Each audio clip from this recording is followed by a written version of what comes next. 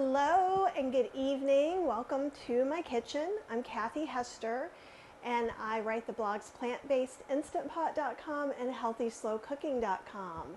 And tonight we're doing a cook-along, which you don't have to cook along if you don't want to. It just means that you can. So if you're in my group that's free, it's a free private Facebook group called Vegan Recipes, Cooking with Kathy Hester. The full recipe is in the group. I will try and jump over to the group in a minute and see if anybody else needs to be let in. This video of me actually making it is going to be in all my pages and a little bit of everywhere. So don't despair. You can still watch and get the recipe later. I will check this really quick. Please tell me hello or let me know where you're from or what the weather's like where you guys are.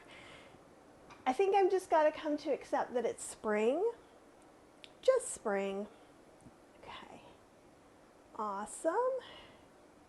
And I'll check this in a minute again. Oh, quite a few people are there, so please do say hello.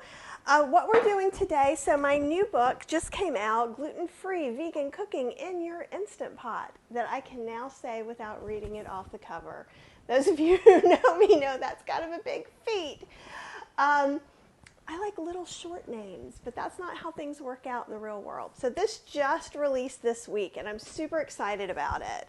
Hi, Miss Anita. Welcome. It's so good to have you here. If you do have this book already, I know a lot of you got it. Please take a picture of yourself with it and let me see it because it makes me so happy. So what we're going to make tonight is we're going to make a Creole white beans with soy curl stew. It is not exactly a traditional dish, but what we are going to do is have some flavors that you're expecting. And you can probably see over here, so the tea kettle is boiling, and this is my new Milthy tea kettle. It's kind of cool. I like it. And I've got some soy curls, and what I've done, I like to break them up a little bit. You can even break them up more than this if you want. I just don't like having something I got to gnaw on. It makes me feel weird. So I usually put them into 1/2 inch or less pieces. Oh, Anita has hers, and I am thankful for you guys to support me and everything as well. So if you haven't used soy curls before, they're non-GMO soybeans that have been cooked, smushed, and dried. So they are not a GMO product. They are not organic, but they're just dried. It resembles TVP. I like the mouthfeel a lot. You could, and I'm just pouring hot water in here to rehydrate mine. Okay? You can do it differently. That's totally up to you. A lot of people will use broth and put the flavor in with it. So for me, I'm going to like reconstitute these. They're going to get fluffy, then we're going to press the water out. So therefore, it can absorb in all these other flavors. Hi, Miss Imogene. Where do we go to buy? You can buy my book on Amazon.com, and I believe wherever you're watching this video, I shared it a bunch of different places. There should be a link on it. It might be below or above, depending on where you're watching it, that says to buy my book, you can go here, and it's an affiliate link. Also, if you just look up Kathy Hester, Kathyhester, you'll see all my books, but I think this one's coming up pretty close to the top. Gluten-Free Vegan Cooking in Your Instant Pot. It's my second Instant Pot cookbook. So what I don't want you to do is think, oh, I'm not gluten-free, so I can't have this, right? In all my other books, there's lots of gluten-free options, soy-free options, oil-free options. You know, it goes salt-free options. It goes on, because I make recipes that you can tweak to fit into your diet if you're allergic to something. For instance, tonight we're going to use some sun-dried tomatoes. If you are allergic to tomatoes, you can totally leave those out, right? What I probably would do, I like sun-dried tomatoes because they have kind of that darker, rich umami flavor, and I think that goes really well with a little bit of nutritional yeast that we're going to use. I know some people can't use nutritional yeast because you might be allergic to it. And you could add a little bit of tomato powder or a little extra sun-dried tomatoes to be able to do that. So when I'm writing a recipe, it's being tested by people with different kinds of dietary limitations. But in the end, we're going to find something we all like. Maybe you like more garlic than I do, like Brandy Bloggins does. More power to you. Add the garlic that you want, right? Where this is a starting point. And oh, that's awesome, Emma. Thank you. And thank you, Brandy, for putting the link up there. Hi, Miss Carol. Carol likes the binding. Oh, okay, yeah, it does stay open. Page Street does these bindings. And sometimes people think that they're broken, but it actually is a lay flat binding. And so there is a color photo for every recipe, but we can talk a little more about some of those details after we get started. So I've got those soaking. And I'm going to go ahead, and I'm using the Milthy 2.0, which has its own pressure release. An Instant Pot works fine. Any brand electric pressure cooker that has a pressure cooker setting, which is the definition of electric pressure cooker. But there are other things that are called multi-cookers, and some of them have a pressure cooker setting and some of them don't.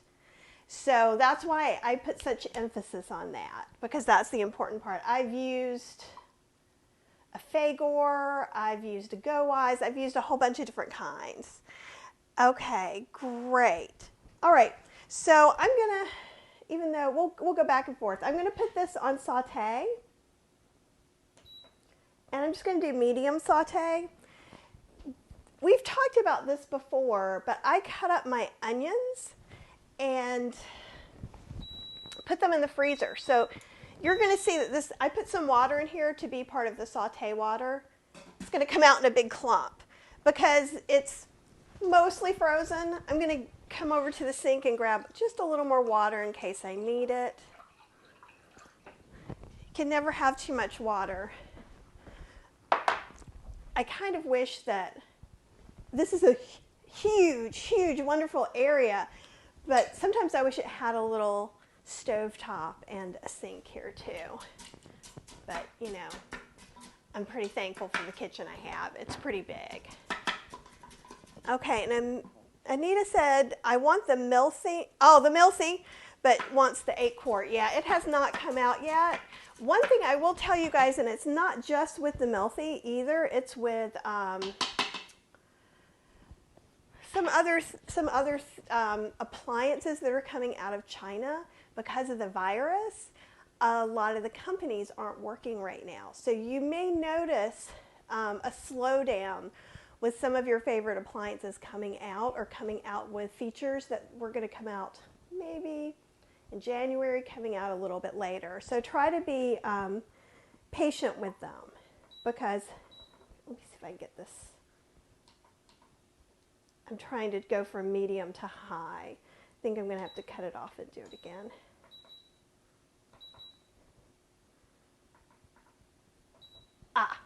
Hit the saute button.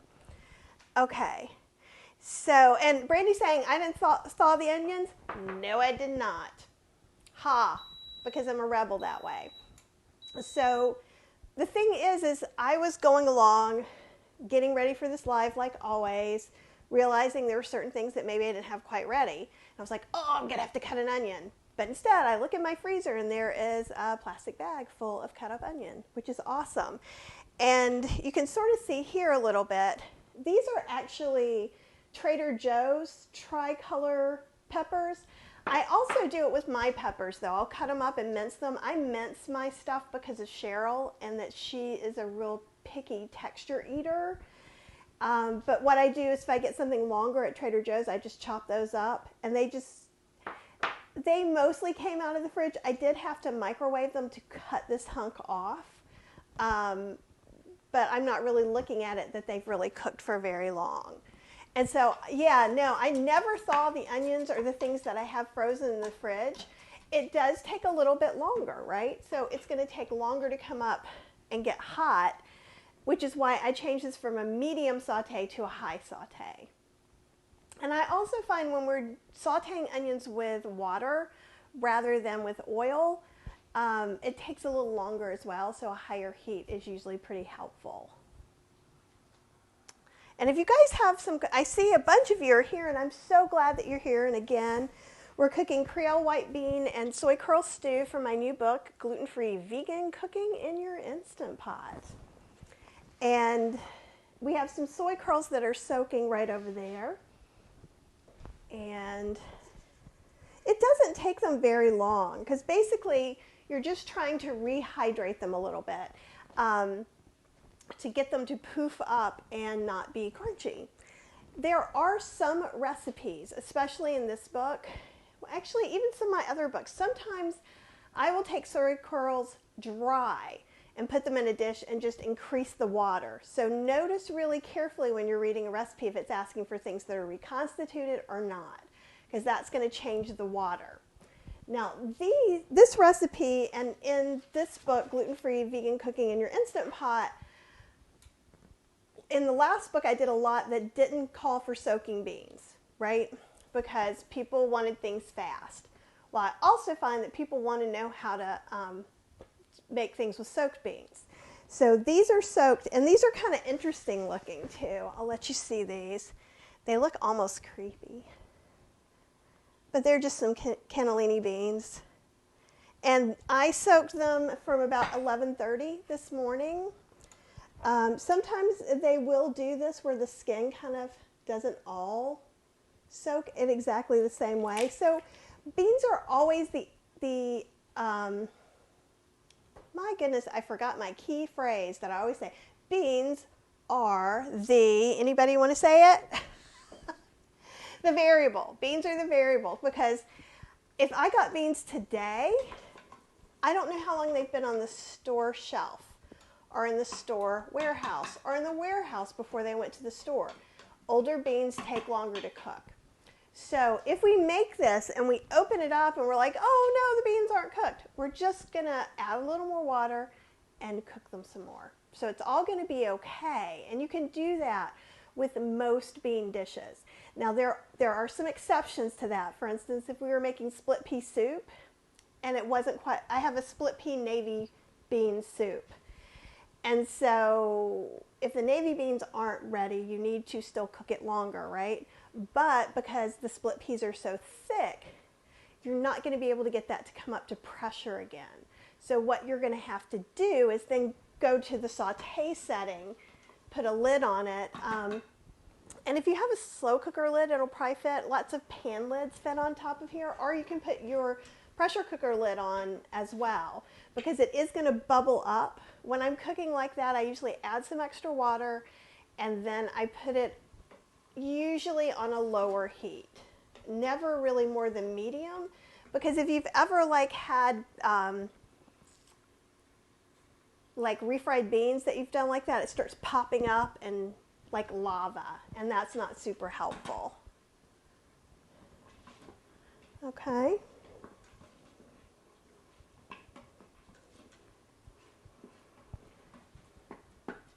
We just want that to get a little more translucent than it is. And sorry, I know that the steam is coming up on the camera. Let's see if that helps at all. Probably not, but maybe a little bit. But we might also just get a little crazy and go ahead. While this is cooking, I have a couple of other things I want to show you and talk to you about. Okay. Do you guys have any questions in general about Instant Pots, beans, sauteing with water? I know you have questions. Are you being shy?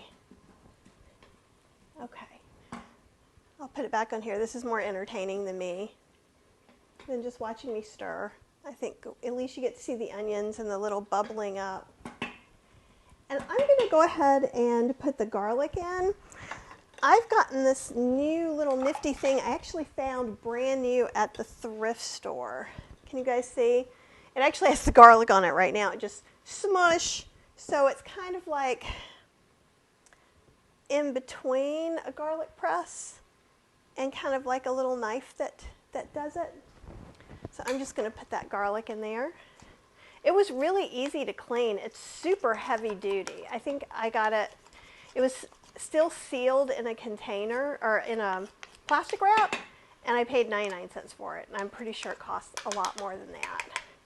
I love the thrift stores. And speaking of that, if you don't have an Instant Pot and it's something you're wanting to get, sometimes you can find them at the thrift stores. Not as much yet. You can find them on shopgoodwill.com, but you probably will have to, I'm going to go ahead and put the peppers in too. You'll probably have to pay shipping, which could be hefty. My next favorite place, and actually the Milthy 2.0 is on sale, and I will come back and I will put a link to buy it and the coupon code so that you can actually get it on sale, and you get it a little less if you use my coupon code. So we'll do that. I know they're back in stock right now. And another way to look for an electric pressure cooker is to go on Amazon Warehouse. And so there's actually in the drop down, there's something for Amazon Warehouse. Now you noticed how the cooking really slowed down. That's because these peppers were frozen. And that's fine. We just know we're going to cook it a little bit longer for the convenience. And I got to tell you, it's way worth it for me. Way, way, way worth it. I'm going to drain these soy curls real quick, and then I'm going to show you how I press them.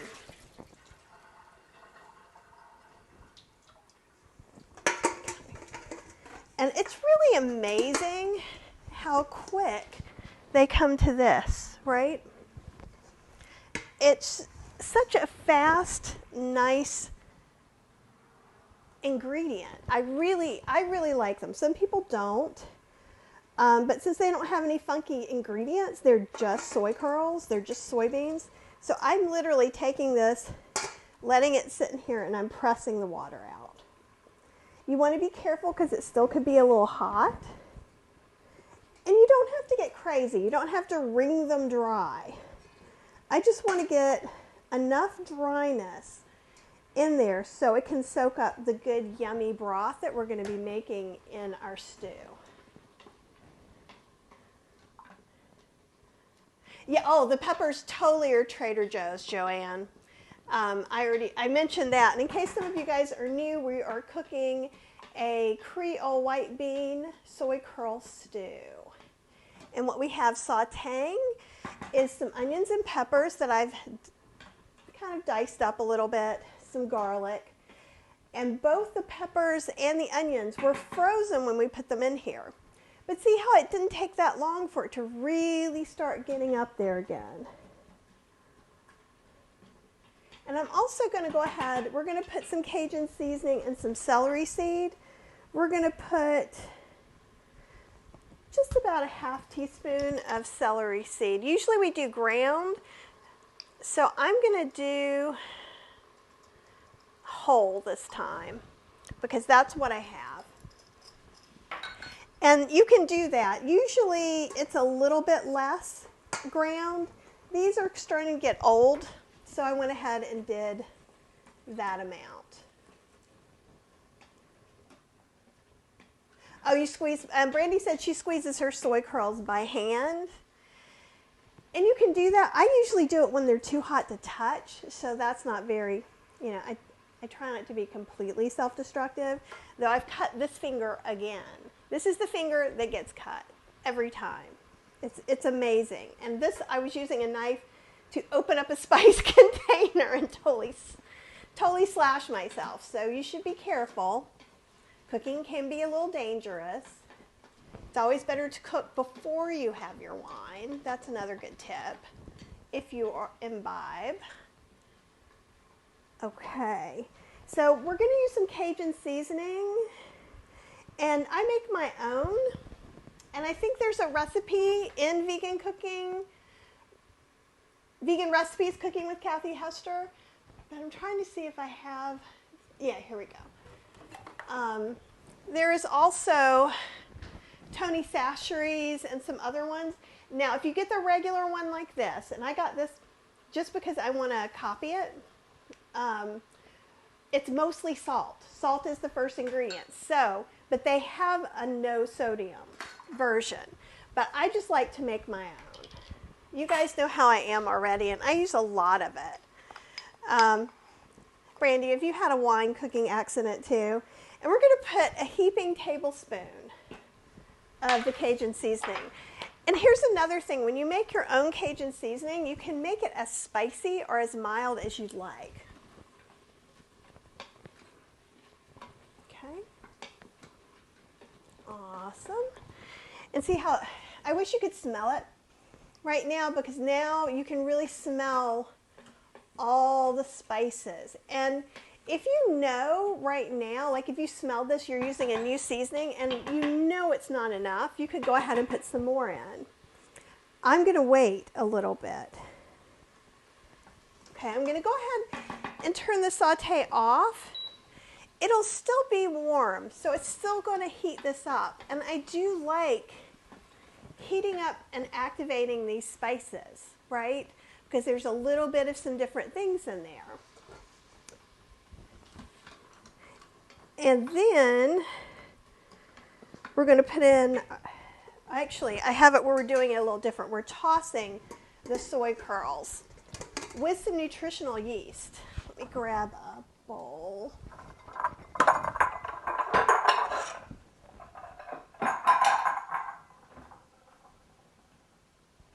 Okay. And I started doing that with this cookbook. And I don't know why, but I just really like it. For some reason, I feel like it guarantees that some of that flavor gets coated on really well. So we're going to do 2 tablespoons of nutritional yeast. And then we're also going to use this dry bouillon that's in the cookbook.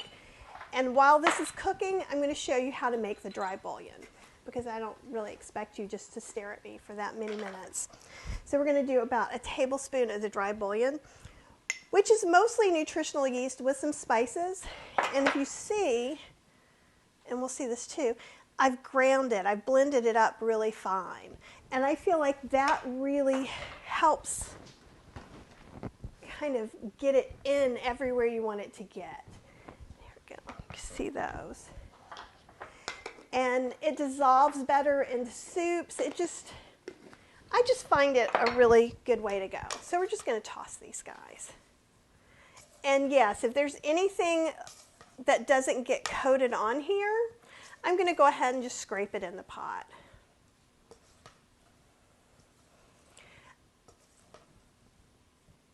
Now, you could also do it the opposite way, and you could have soaked these in some sort of chickeny broth. And that would be another way to do it. And I'm just going to check really quick and see if I need to let anybody else in the group. Yep.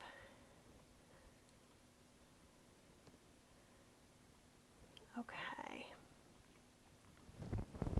All right then. So we're going to move this back. We're going to go ahead and add these. Yeah, I think there's just something nice about it. And Joanne's saying she likes to grind her nooch too. And the more I use spice grinders or blend things very finely, the more I like it. It's a little bit of work, but it's a little work that I think really pays off. We're going to mix these up in there together. We're going to add our beans, our soaked beans. Now, in the recipe, it says about how to quick soak your beans. And so that means I typically put them in the Instant Pot with, I cover them with water, and I cook them on high for about 8 minutes and manually release the pressure. And that's a phone call, so let's decline that. So we've got the beans in there. And then we're going to put we're also going to put in a 1/4 cup of chopped dried tomatoes. And I make my own, so mine are always the dry kind, not the kind packed in oil. It doesn't matter. You could use either one.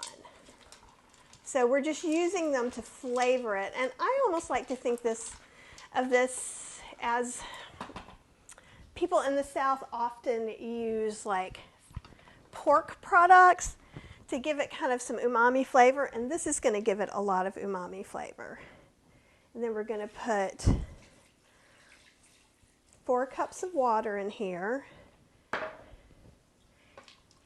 And I'm going to go ahead and put just a little bit more because I didn't soak these beans quite as long as I usually do. So I'm going to put like an extra half cup or so. And all that's going to do is, if it's extra, we will turn on the saute and cook some of it off. So it's easy enough to do. Okay, so we're going to cook this on high pressure for about 10 minutes. And since the beans are the variable, that could change a little bit, right? I don't know if I can, yeah, you're not going to see it. So I'm going to put it up to 10 minutes on high. And then on this, because it's the Milthy 2.0, I'm setting it for a quick pressure release because it's going to do it itself. So I'll try and keep this in good view, but not quite under the lens. Because what's going to happen as it counts down, it's going to start releasing the pressure for you, which is kind of cool. And it's a really nice feature in the Milthy 2.0. You don't have to have it. Okay, so you don't have to have that. There's all the different ways we can release the pressure too. Brandy said she likes the dry bouillon mixes because they don't take up retail in the fridge or the freezer. And if you go to plantbasedinstantpot.com, I have a wet bouillon that you make. It's a concentrate, and that's what I freeze in the freezer in ice cube trays. So a normal size ice cube is about 2 tablespoons. So if you put them in there, let them freeze, and then just put them in a Ziploc, you can just grab a couple of cubes and toss them into a soup or stew whenever you want to. But with this, even with it, so that's like an onion, a couple of carrots, some celery, some thyme that's cooked together. You pull out the thyme stems, puree it all together with some nutritional yeast. That's kind of my basic one. Oh, great. And Brandy's got to go, and she does have a question. What type of bean would be a nice substitute in case you don't have or can't find cannellini beans? Really, any mid-sized white bean like Great Northern beans. You could use navy beans. I usually say white beans in general because they all take about the same amount of time to cook, except for those giant limas. I would not use those. But yeah, so any kind of white bean. If you didn't have white beans, you could make the same stew with kidney beans, and that would also work out really well too, or small red beans. And those would just be for a more traditional take on it. You could really use any bean you want. It's your dinner. You know, all these flavors are still going to go well with just about any bean. I would not use chickpeas by themselves because they're not going to get that smushy, creamy that these other beans will. Now, kidney beans don't get as creamy, but I smush a few of them is what I end up doing. Now, if you can't have soy, and we had a question about that in the group earlier, you don't have to use soy curls. In the recipe, I give you some options, which in this case happen to be typically soy-based, which is tofu, or, oh yeah, the Peruvian beans, Anita. The Peruvian beans would be smooth and lovely and delicious. And I was just at the Hispanic market today, and they were like $1.99 a pound. They're so inexpensive. And depending on how much time we have before everything comes up to pressure, you might get to see my haul from the Hispanic store. Beans. Where else was I?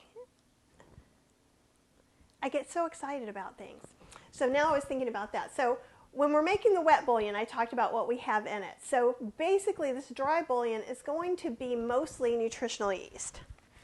Now, If you can't have nutritional yeast, I would encourage you to maybe do a blend of dried vegetable powders like tomato powder. I'd make celery powder, onion powder, garlic powder, and various ones of those and use that. And I'll try and develop a bouillon with home dehydrated vegetables so that it would be inexpensive, because it's not always inexpensive to buy these powders, but it's not very much if you make them. But we're using a half a cup of nutritional yeast.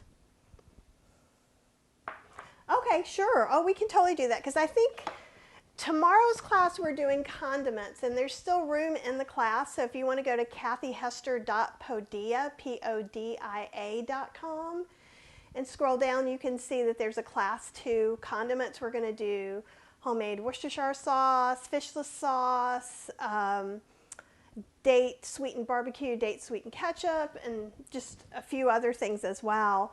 But we're going to do a dehydrator class probably before summer or in the summer. Oh, seeing my haul. Okay. And then we're just going to put in like some thyme. We're going to put about a teaspoon of thyme. And we're going to put in about a teaspoon of onion powder. We're going to put in a teaspoon of granulated garlic.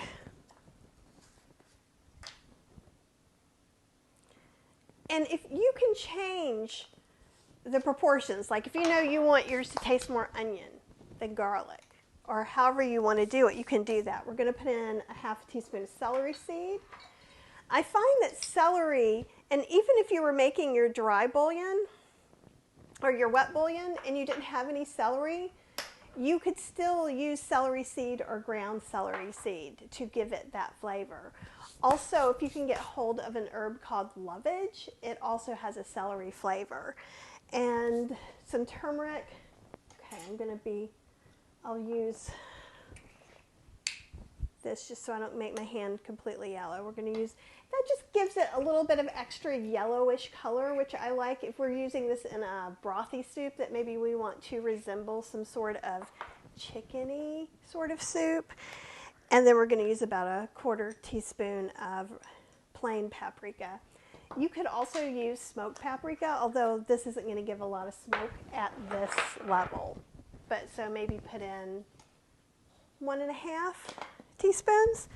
You could also add salt if you want it to be salted. I prefer to start with something not salted and then see with the other ingredients, let those kind of decide if I need to add more salt. So I'm just going to blend this up.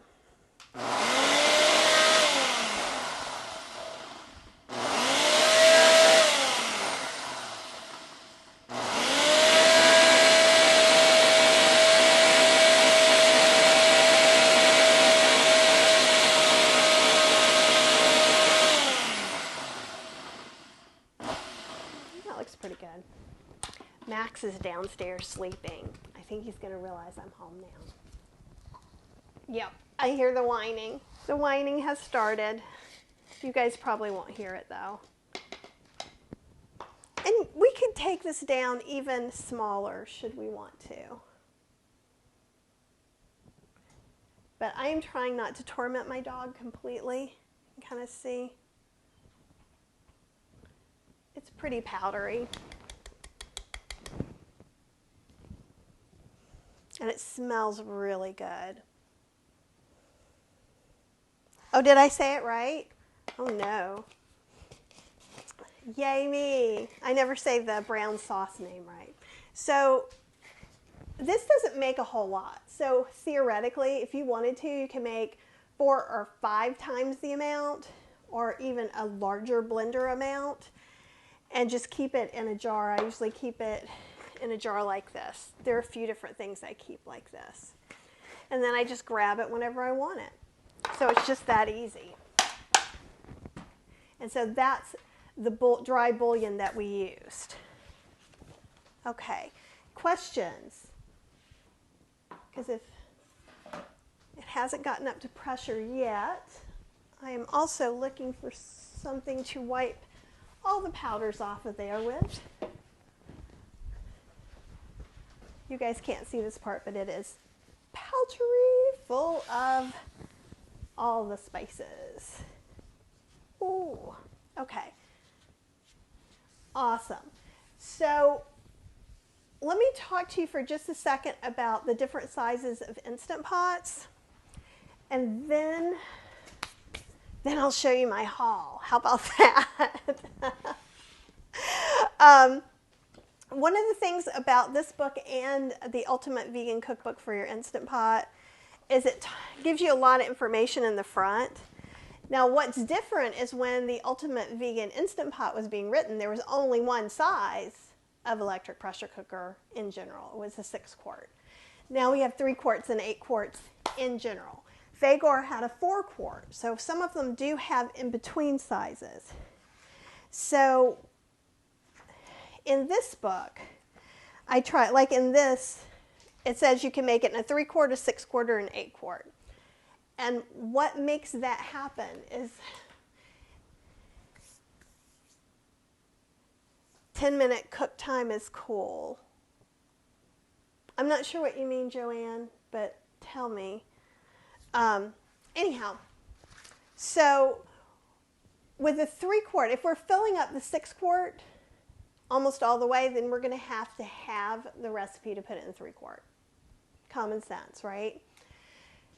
When you're talking about going from something from a 6-quart to an 8-quart, in general, anything you make in a 6-quart, you can make in an 8-quart, right? Because you're probably making 4 or more servings. I tend to make 2 servings of steel-cut oats in a 6-quart, which works. It would be pushing it a little bit too much for an 8-quart because you need a little bit more water to come up to pressure because it's bigger. It's just that simple. Oh, are you guys seeing the open flat? Yeah, really, there we go. You can see it really good there.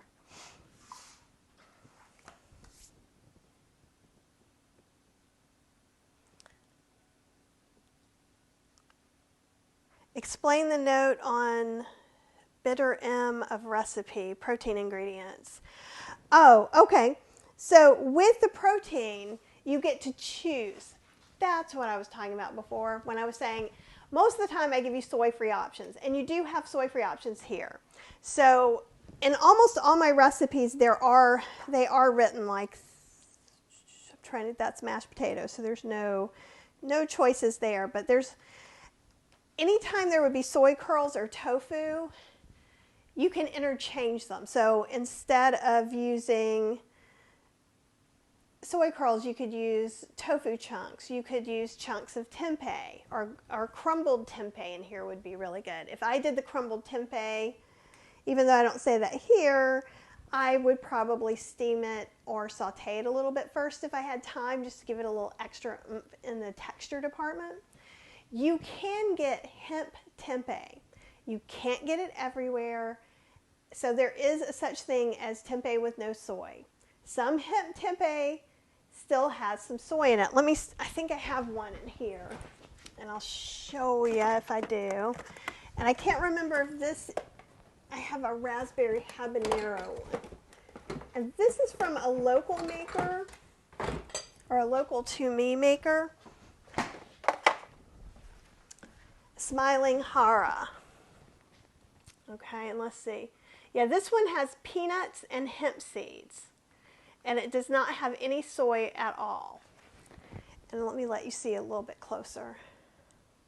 Let's see, there we go. So it's soy-free, gluten-free, protein-rich. They don't all come flavored. This just happens to be raspberry habanero.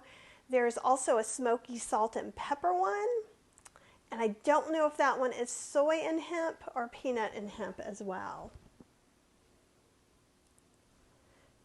So what I'm doing a lot of times, and I do this like with the fried rice and the biryani, that you could use soy curls, or you can use tofu, or you could use tempeh.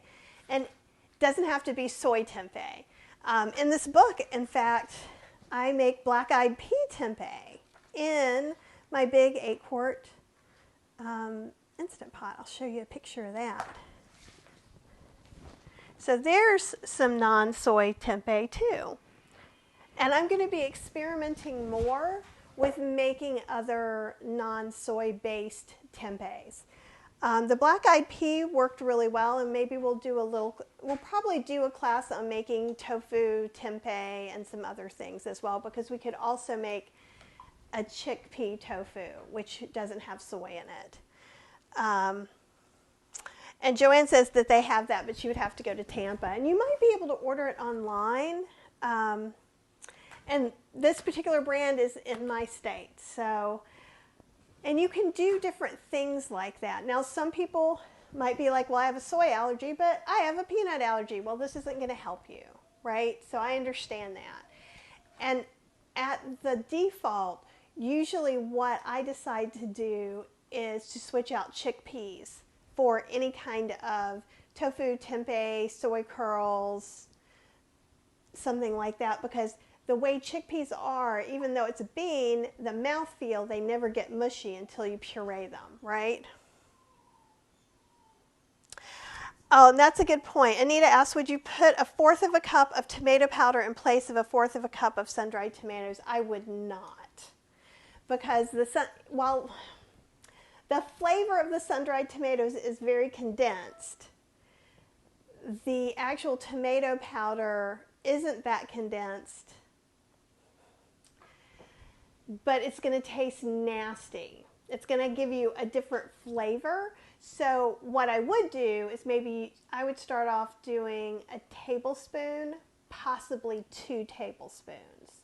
But I'd probably start with a tablespoon, cook it all up while I'm tasting, adding that extra tablespoon in. If I'm doing something like that, it's just because it seems like you're kind of doing apples to apples, but it's kind of apples to pears, right? It's close, but the thing about the sun-dried tomatoes is I find the flavor is a little bit different than at least the tomato powder you buy commercially. Now, granted, I could have taken those and I could grind it into a powder. So if you're making your own powder, I still would start with a little less, and mostly, again, because it's going to incorporate more and be really, whereas we've got a little piece here and a little piece there, if you have a lot, that means everything is going to get covered in it. So I would want to be a little more conservative about putting in little by little and tasting it. And Joanne says the tempeh recipe is worth the price of the book. Thank you. I appreciate that. And there's also some cool things that we make. So we make like some hot dogs that are made out of vegetables. And this is not the prettiest picture in the world. And that's right before they go in to get steamed. But there's like beets and potatoes, and there are some flours involved, but you probably could just use something like oats. But I used a combination to make sure it would have a little bit of an extra protein to hold it together. There's also an oil-free chickpea sliceable cheese. And that is another recipe that's pretty awesome. There's soups and curries and all kinds of fun stuff in here. And now that the book's released, if you go to Amazon.com and look at it, you can look at the table of contents and look through the book. So that's something else you can do. We're so close. So who wants to see what I got? I'll give you a minute. So I think I spent $22 at the store because I'm doing a class tomorrow on condiments, and then I wanted to get a few things. So I got plain parsley, cilantro, and we'll see if, and I got, this is giant plantain. This is so big. And I think I'm going to air fry it. And I got a nice nugget of ginger. I've got some dried chilies, and we can talk about those last. I got some red jalapenos. I'm also working on my no oil sauce book, so I'm actually going to make a red vinegar pepper sauce. So I figured I'd use those. They were $1.99 a pound. I got a little bit of white rice for our emergency dinner fund. We always have some things like that. Limes, 4 for $1. bunch of tomatillos, probably about a dozen tomatillos. Oh, hi Peggy, we just jumped on. We are making, what we're watching right now is me showing you what I got at the Mexican market today. But while we're waiting for this to come up to pressure, but we're doing a white bean Creole soy curl stew that hopefully is going to look very much like that picture. And Peggy, if you are not already watching on Vegan Recipes, Cooking with Kathy Hester, the recipe is there. So if you want to go over, and actually I'll go see real quick if I've gotten some more requests, and if I have, I will let you in. Yes, I have. Thank you for everybody having lovely patience. Okay, awesome. Okay, so what we've done, if you've just joined us, woohoo! It started its 10-minute cooking. Inside the pot is some cannellini beans that have been soaked since 11:30 this morning. Some soy curls we reconstituted with hot water, and then we tossed with some nutritional yeast and some dry bouillon that we also made. This video will replay later on, so you can come back and watch that. It was super simple. We sauteed some onions, bell peppers, garlic, and we have some sun-dried tomatoes. Yeah, it is up to pressure. I'm very excited. And this is the Milty 2.0, just so everybody knows who's watching, because when it counts down, it's going to release the pressure itself because I set it to release manually, and that's something the Milty 2.0 does.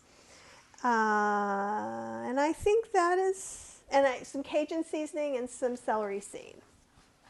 So, and then while that's going, I'm showing you my haul from the Hispanic market. So a giant plantain, some parsley, and some cilantro. Can move those here. Tomatillos. And I don't know if you guys have used tomatillos before, but they are really good. They're they're actually a relation to the ground cherry, and they're in these husks, which is kind of cool, right? And you use it all. It's more solid than a tomato is, and it's got a little bit of sourness to it. And it's really good, like when you're making or having salsa verde, it's going to be based on this with some cilantro and some onion and jalapeno. I got some cheap limes. These were $1 a piece. I think the tomatillos were about $1.99 a pound. Oh yeah, Anita, the Mayacoba beans are great. And I said I snuck, and I just got us some emergency white rice. That was 79 cents, but it's nothing you're interested in. Red jalapenos, which cost more than green jalapenos, but I got those for a green sauce I'm going to make. And then I got some green jalapenos for the salsa verde I'm going to make tomorrow. And whatever I don't use in that, I'm probably going to go ahead and use in a different sauce, like an actual hot sauce. I got lots of bananas. And I've got some spices. These are like emergency spices. So I got some nutmeg, celery seed, and ground mustard. These were 79 cents each. So you could get something like this at Aldi's too. So that's something else. And then the fun thing I really like about the store is they put up produce. So this was reduced to $1.79. Okay? And there's all kinds of cool things in here. And it's pounds. It's hefty. So I was like, ooh, I want some of those little cute red bananas. And then I was like, I am not paying $3.99 for those. And I didn't. So there. But they're like little mini, they're little baby mangoes. And they're not squishy. This one is probably gone. These three are good. And when you're getting things that are on the clearance part, and this is fine, it's still not hard. We've got 2 pears that are actually just about ripe. So yeah, they've got a couple of marks on them. We'll just peel them and put them in a muffin. And look, when I was feeling these little bananas, they are so hard. They are not smushy at all. So now I have cute little red bananas too. And that stuff would have cost a lot more than $1.79. So let me see if I can move this a little bit. And then so you guys can kind of, that's a lot of stuff for $22, plus a couple of pounds of rice. The Mayakoba beans that Anita is talking about are actually, I buy there by bulk, and they're $1.99 a pound. Online, they're significantly more. And I'm going to move some of these guys around so that we can, we've got 5 minutes on our stew. Cute little baby bananas. Is anybody else excited by little tiny banana fruit? Or is it just me? Cheryl's back there now too. I'm sure you saw. She's just like, oh, good Lord, what did she get now? And a giant plantain for us to air fry. Okay. So, and that's not all. I got a lot of dried peppers, and we're going to look at a couple of those. So, where we are in North Carolina, we are finding more chilies like at Harris Teeter and Food Lion and things like that. So these are the Pasilla, P-A-S-I-L-L-A, so I could be pronouncing them wrong. And they smell beautiful, almost like a berry cherry fruit with a little bit of darkness to it. So these are the peppers that are dried. These were on sale for $3.99 a pound. This is nowhere near a pound. This might be $1's worth or something.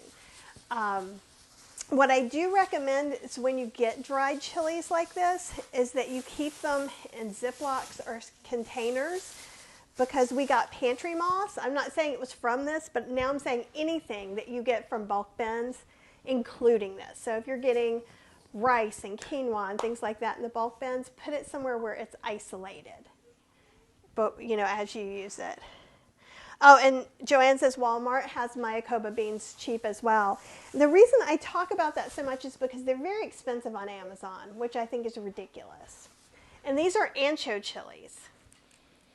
And they smell like a little bit of heat, almost raisiny.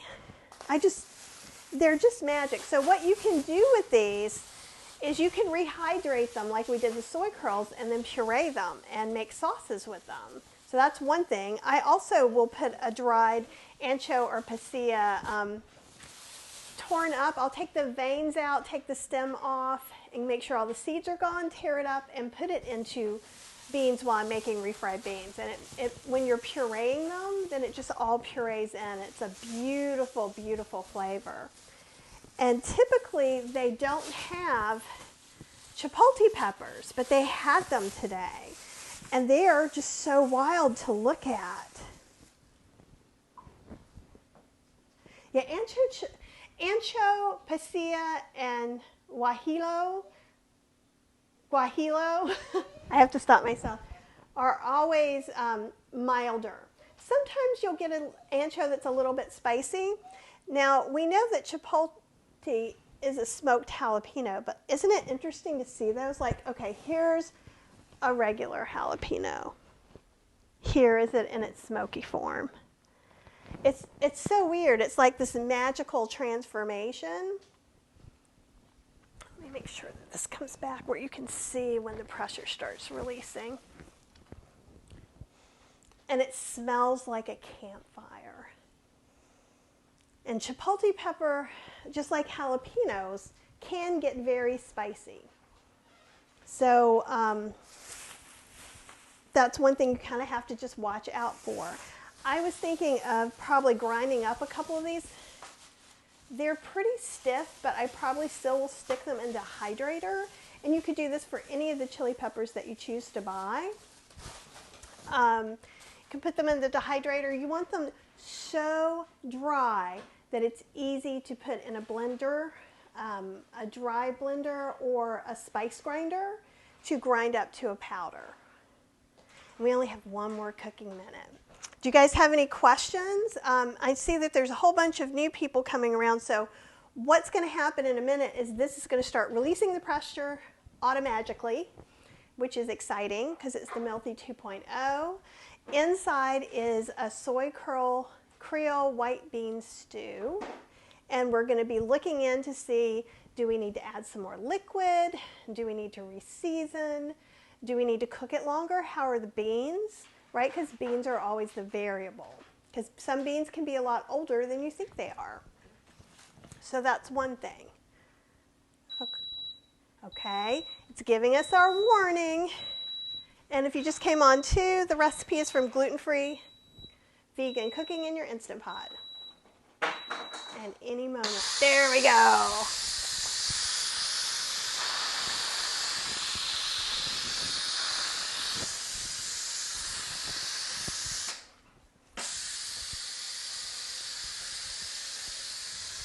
That's a show in itself, isn't it?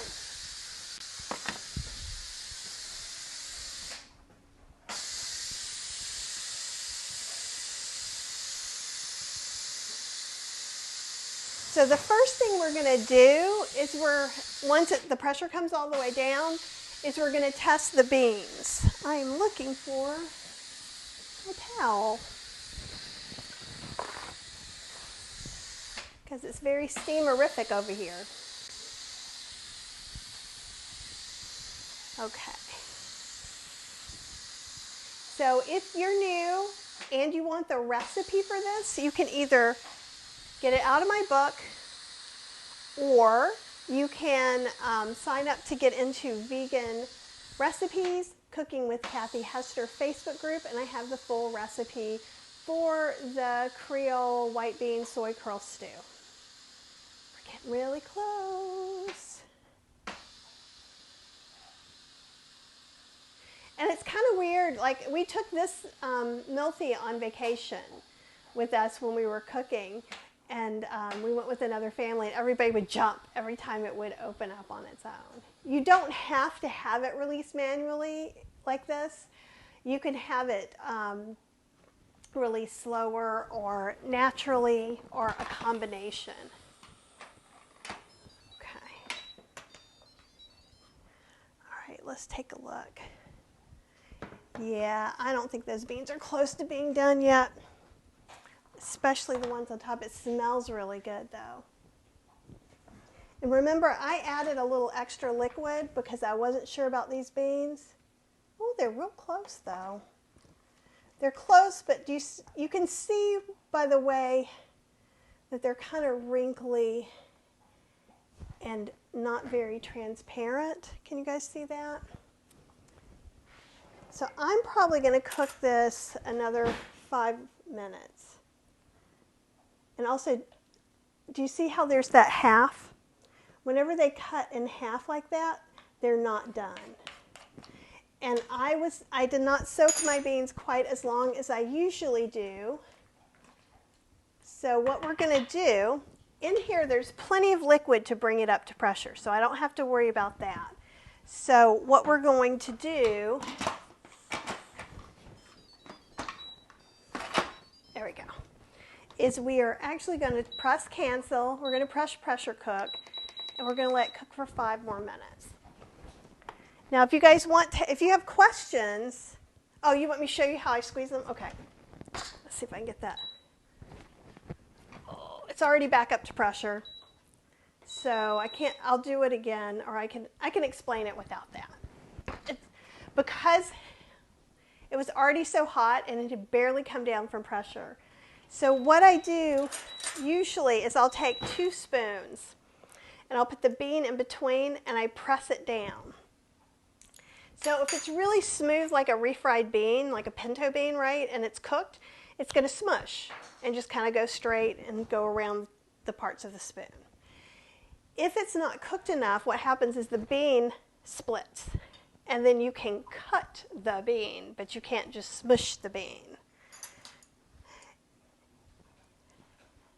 Yeah, that's what and Joanne, I think this is what you're saying with all the beans are in there under pressure, so I can't really get, let me see, do I have surely I have a bean somewhere, but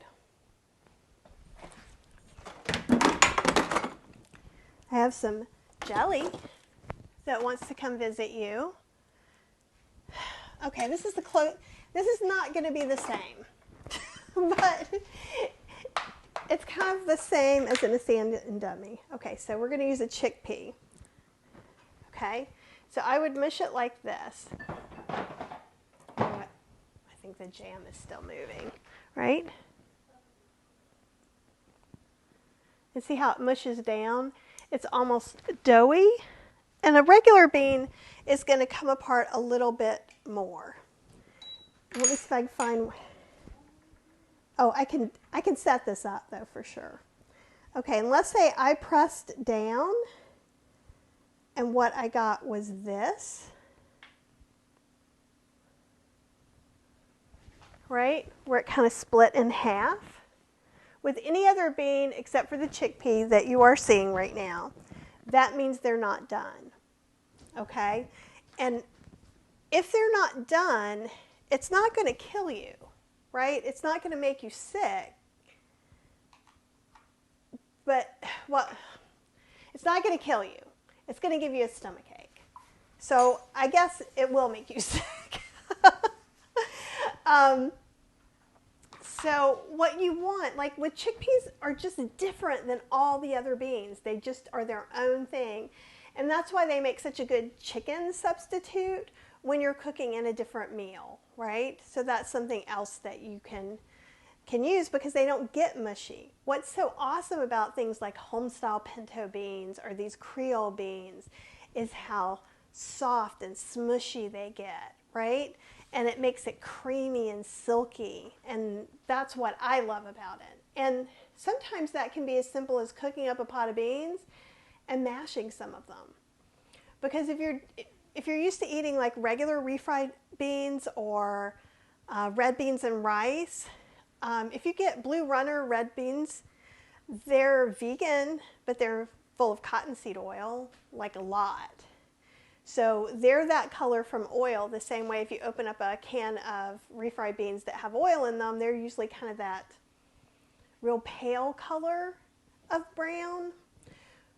But we can do the same thing. So with refried beans, you don't need oil at all. You just need to puree them. That's all that needs to happen.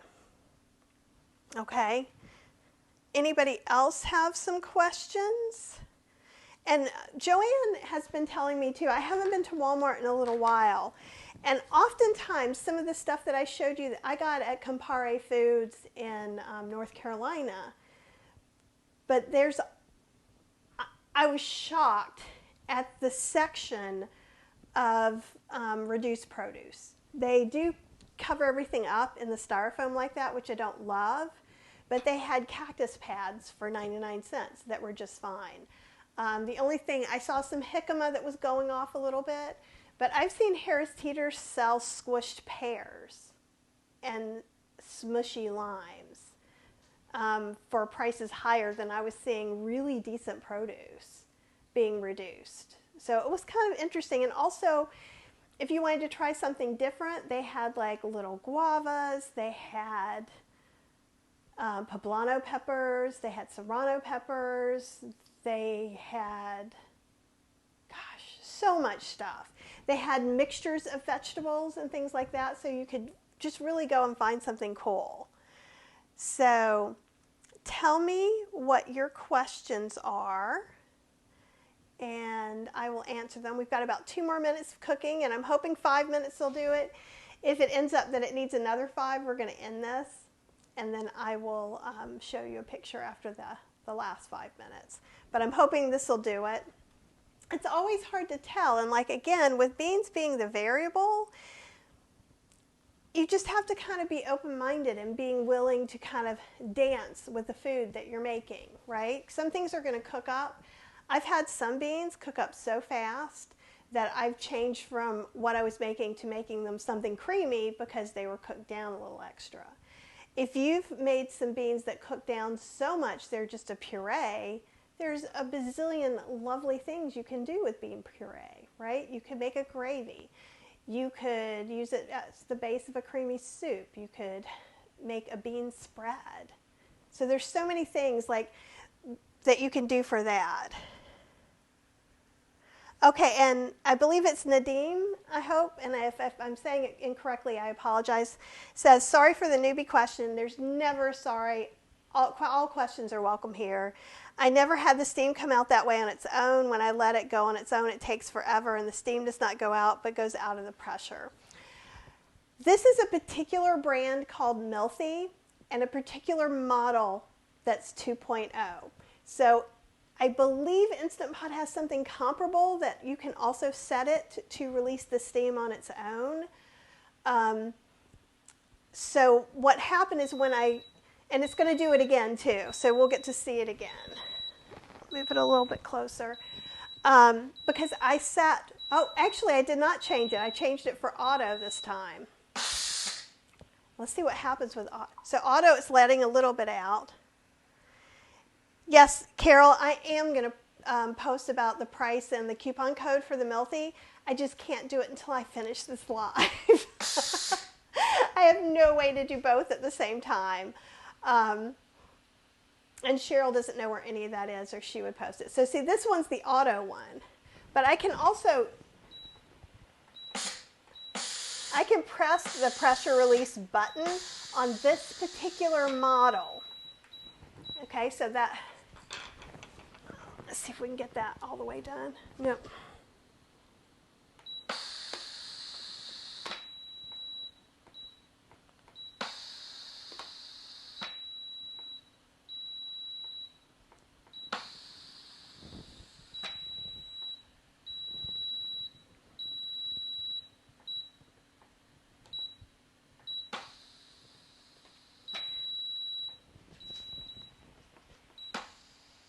And underneath here, there's a little button that happens that pushes it up, and I'm using this part to kind of make it, there we go. And this is closer, they're still not quite done, which I'm not surprised. I just did not, okay. And Carrie says, Nadim, tell me if that doesn't make sense to you, but it's just because it's a particular type. If you have the regular Milthy, you release the pressure either naturally or, by hand, manually. And Carrie's saying, joined late, what store were you talking about for the produce? I was trying to buy some time while we were cooking and showing you my haul from the Hispanic market, which is Campari Foods. And so I got a ton of fresh chilies and plantains and bananas and tomatillos, red jalapenos, green jalapenos, cilantro, bananas, flat leaf parsley, pears, a whole bunch of stuff for about $20. It's a lot of food. It's awesome. Oh, and hello, Leah. We're glad you're here. And yes, Carol, I am going to tell you the coupon code for the Milthy, but what's going to happen is after I get off the live, I'm going to go look it up and put it in. So it should come up on, I'm going to put it actually in where it says the other stuff. So it should come along on everywhere. Yeah, and Nadim, it is because you have the regular Instant Pots that I have don't do that. Here, let me let you look at this too. And see, there's still a little water. I'm going to take this and press it, and they're definitely better cooked. So what I'm going to do with this stew, so there's two things. I want it to get a little bit less liquidy, and Nadim is from Canada. We love Canada. Our friend Brandy is from Canada too. So if you mix some of these around, and you can see this is one of the culprits, a couple of culprits here. These are not quite done. A lot of times some will float on top and not be as done. Since I'm going to cook off some of this liquid, I'm just going to mix them down in there and they should be fine. I could have also cut up some of these sun-dried tomatoes a little bit smaller. That's what those pieces are. They are not quite minced. So I know that I'm going to use some salt. If you don't use salt, you could use a salt substitute. Since nothing had salt in it, none of the bouillon powder or anything, I'm going to add a little bit of that. I did have a Cajun spice mix that I used. And also, if you're just coming on, if you are not already a member of Vegan Recipes Cooking with Kathy Hester Facebook group, that is where the full recipe is for this. And so if you go over there, tell me you're watching the live and I will let you in. Okay, so I'm going to taste a little bit of the broth. It's pretty tasty. It's got a little bit of heat from the Cajun spice.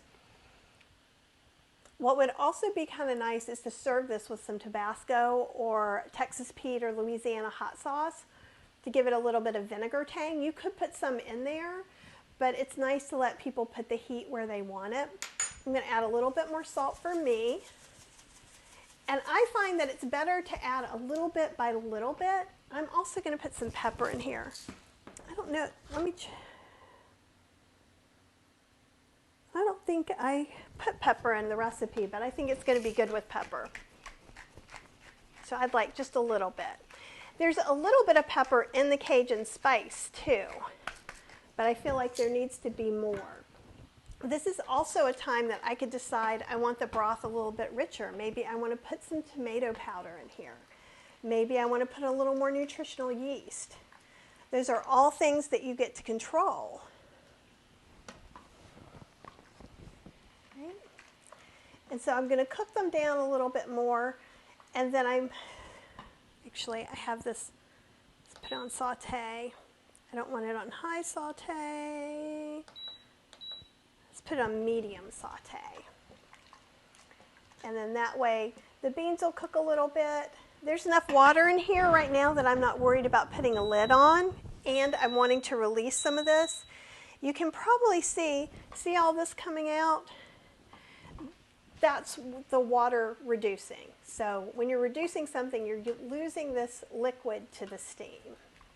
And that's how the water becomes less, or the broth becomes more concentrated, or the sauce more concentrated. And here we're just trying to simply cook some of that out. And so again, we can, I think this is probably going to take about 15 minutes to reduce down and be right. And I think that's going to be about where I need these beans to be. So again, I'm going to take this bean, squish it between 2 spoons. Okay. And it squishes, but there's still just a little bit. It would be better to let it cook for those 15 minutes. So that's all, right? And I'm eating it right now, and what you can, if it feels like you have a peanut in your mouth, for sure, cook that longer. This is just in between, it really is in between being cooked enough and being undercooked. So with reducing the water, that should make everything come perfect. You could reduce this down so low and smush some of those beans and just make it really creamy, like red beans and rice creaming. Do you guys have any other questions? I see lots of little hearts and stuff coming up, and there's still quite a few people. So again, this is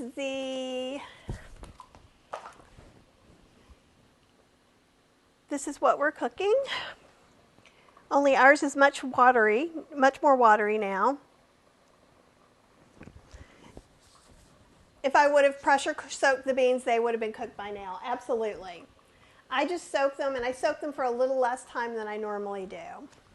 But also, beans are persnickety, and you don't know when you have old beans till you have them, usually. I know one man, he cooked lentils for 2 days to get them to be less hard, and I have no idea how old those were. But you can already see how some of this is cooking down?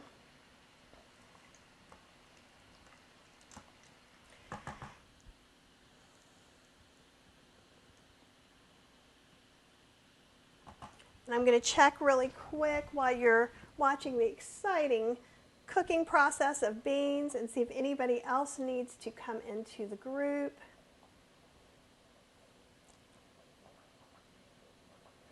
Possibly. Thought it was. And if you have questions, please ask. Okay, I got 3 more people to join in.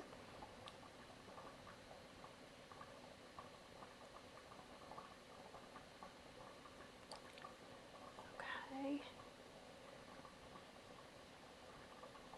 See if they're...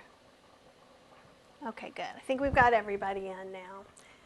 So again, if you're not in the group already, let me know. And, well, don't let me know.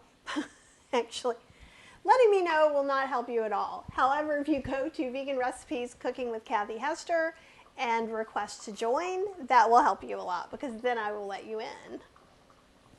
The name of the group is Vegan Recipes Cooking with Kathy Hester.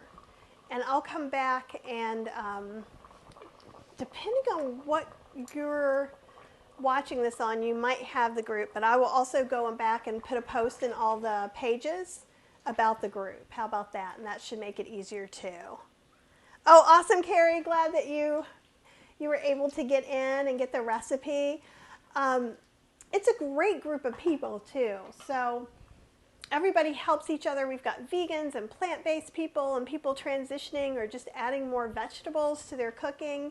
So it's very friendly and they will accept you where you are. And if you have questions about different vegan or plant-based substitutes, a recipe, changing an old recipe to meet your new eating ways, everybody's just really lovely.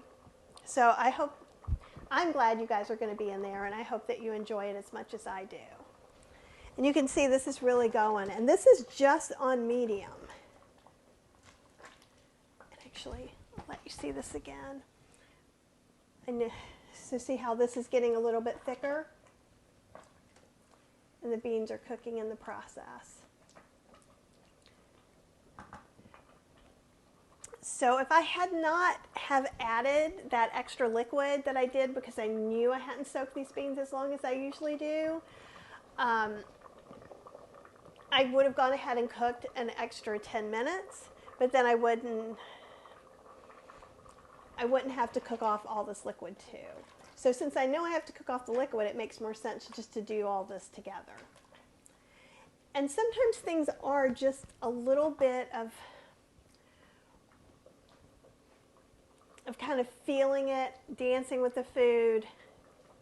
The food goes, I'm not quite cooked. You figure out a different way to do it. Or maybe you're like, this doesn't taste salty enough for me. Maybe I need to add some more salt. Maybe I like my food spicier than Kathy does. Maybe I should add another teaspoon or 2 of Cajun seasoning right now. Right? So those are all things you can do. And I think actually I'm going to put a little bit of that bouillon that we made. So let's put about a tablespoon. And that had a few herbs in it, but it's mostly nutritional yeast. I just want to kind of get it to be a little thick, yummy. And while it's cooking like this, you definitely want to make sure that you're running your spoon around the edges and on the bottom, so nothing is burning there. Even though we're not whisking up something fancy, we still want to make sure nothing's sticking in that corner cooking hard. I think I'm going to turn it off.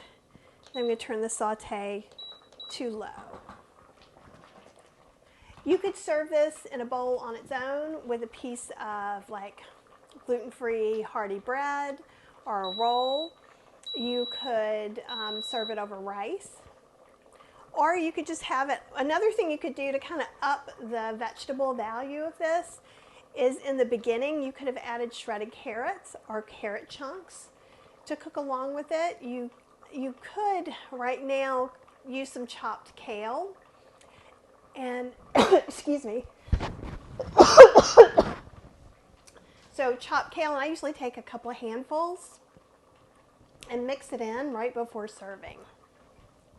And that way you get some kale in there, but it's not kale heavy enough to scare the people who don't love kale. In fact, Cheryl even asks for greens now. So, and that's how I started her out when she wasn't really so keen on it. Do you guys have any other questions? Because if not, I'm going to bid you adieu. And again, I will put up a link, if you don't already have it, on where you can find the gluten-free vegan cooking in your Instant Pot. This is on Amazon. You can order it at your local independent bookstores too. And I will put up information about the Milthy 2.0, the sale, and the coupon code. Yeah, carrots would be good. You could, you know, just because a lot of times these recipes come from what's in my kitchen at that time. Maybe I had carrots, but they were already promised to something else, right? If you have a lot of mushrooms, if you have a lot of something else, you know, mushrooms wouldn't be bad in here instead of the sun-dried tomatoes if you're allergic to tomatoes, because that would also give it kind of that yummy, yummy taste. And if you had some dried mushrooms or mushroom powder, that could also be good. Yeah, Cheryl's eating all kinds of stuff now. Well, I really appreciate you guys joining in with me today to do this. If you make this, please send me a picture. If you have the book, send me a picture of you and the book. Or if you're too shy to do that, send me a picture of something you've cooked in the book. I would love to see it. And if you have some questions after this, I'll be getting notices. So if you have questions, I should be able to see them everywhere and be able to answer them in time. If not, tag me, Kathy Hester, and that will also make sure that shows up in my notices. But I really appreciate you. Blah. Let me have some water, try that again.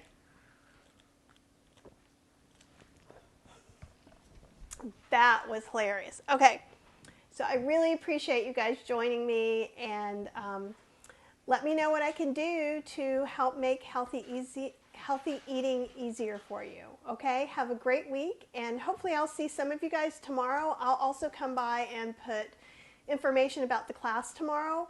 It's a 2 to 3 hour class, and it'll be $35, but I'll squeeze all that info in as soon as I get out. Okay, bye.